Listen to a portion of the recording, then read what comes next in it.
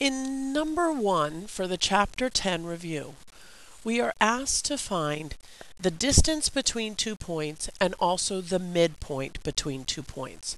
First thing that I'm going to do is write the two formulas up here. The distance formula that we're familiar with from both Algebra 1 and Geometry.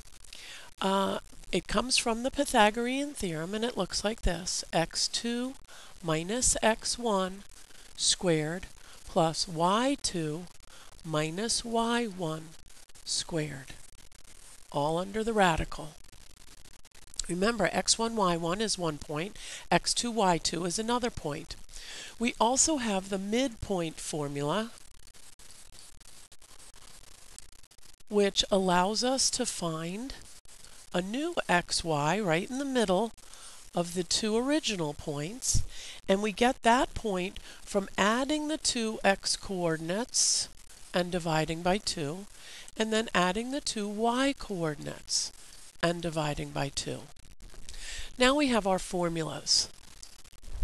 The points that we'll be working with are -2, -3, and 4, 2. Let's go ahead and label those as x1, y1, and x2, y2. The next thing that we need to do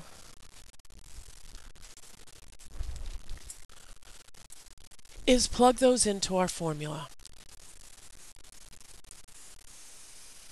Starting with x2, we write 4 minus -2 is really plus 2 squared.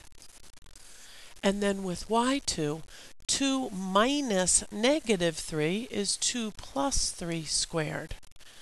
Now let's just do the math. First, inside the parentheses, 4 plus 2 is 6 squared. 2 plus 3 is 5 squared. And now under the radical, we have 36 plus 25 equals the square root of 61, or approximately 7.81. For the midpoint, we're going to add our coordinates. Really what we're doing is taking the average of the x-coordinates and taking the average of the y-coordinates to find the point right in the middle. So -2 plus 4 divided by 2, those are the two x-coordinates added together, -3 plus 2 divided by 2, and those are the two y-coordinates. -2 plus 4 is 2, divided by 2 is equal to 1. -3 plus 2 is -1, divided by 2 is -1/2.